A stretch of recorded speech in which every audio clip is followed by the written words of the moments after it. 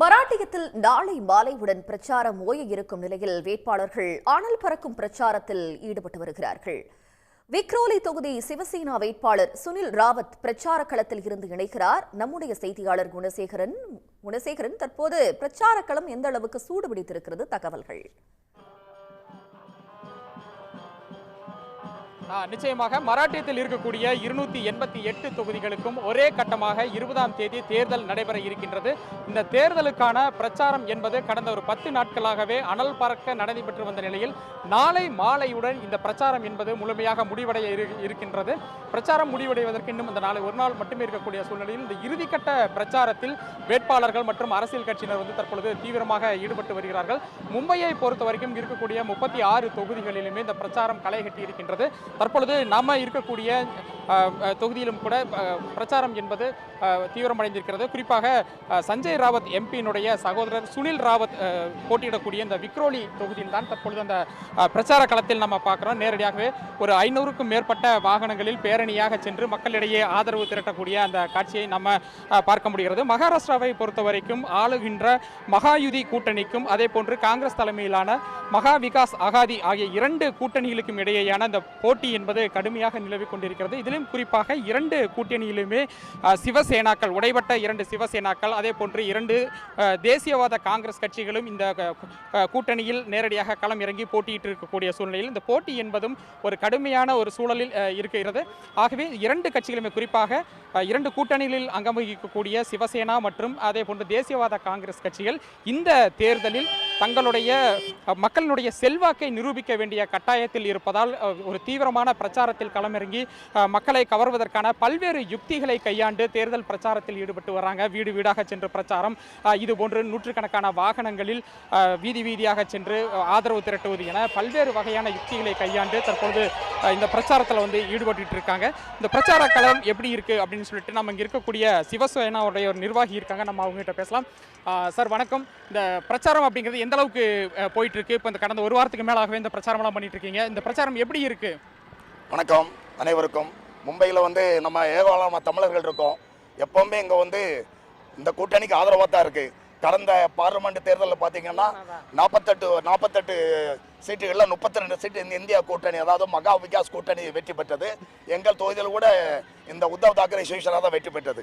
இப்போ என்னன்னா, நாங்கள் இருக்கிறது விக்ரோலி கிழக்கு பகுதி. இங்கு பாண்டு, பவாய், காஞ்சூர்மார் போன்ற பல பகுதிகள் இருக்கின்றன.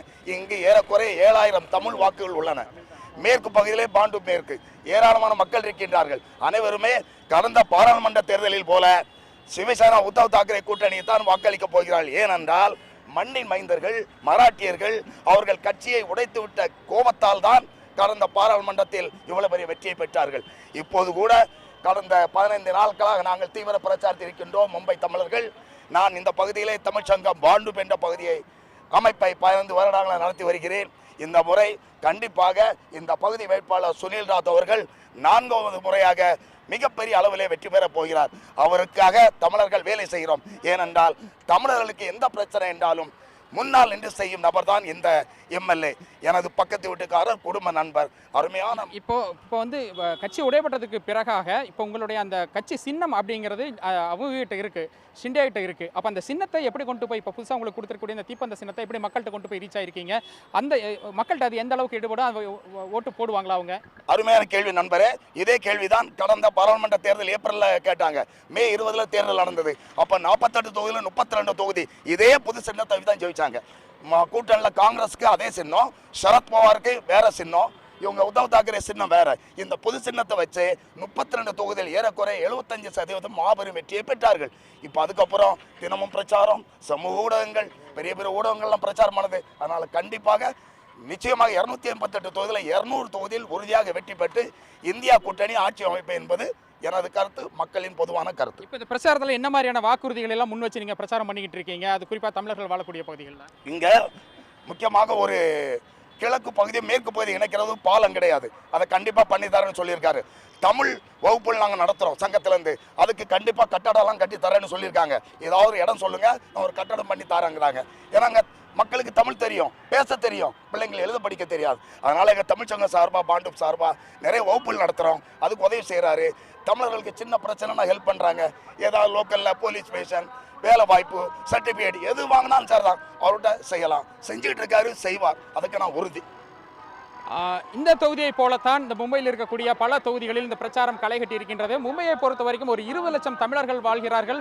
ஒரு 4-5 தொகுதிகளில் தமிழர்கள் தான் இந்த வெற்றி வாய்ப்பை நிர்ணயிக்கக்கூடிய சக்திகளாகவும் இருக்கக்கூடிய காரணத்தால் தமிழர்களுடைய வாக்குகளும் மிக முக்கியமாக பார்க்கப்படுகின்றது. இதனால் தமிழர்களின் வாக்குகளை கவர்வதற்கும் இருக்கக்கூடிய வேட்பாளர்கள் ஒரு தீவிரமான ஒரு பிரச்சாரத்திலும் யுக்திகளையும் கையாண்டு வருகிறார்கள். இந்த தேர்தல் பிரச்சாரம் என்பது நாளை மாலை முடிவடை இருக்கக்கூடிய சூழ்நிலையில் 20ஆம் தேதி இந்த வாக்கு பதிவு என்பதும் நடைபெற இருக்கின்றது. தங்களுடைய கள விவரங்களுக்கு நன்றி திரு குணசேகரன். உடனுக்குடன் செய்திகளை தெரிந்து கொள்ள சன் நியூஸ் பெல் ஐகானை கிளிக் பண்ணுங்க.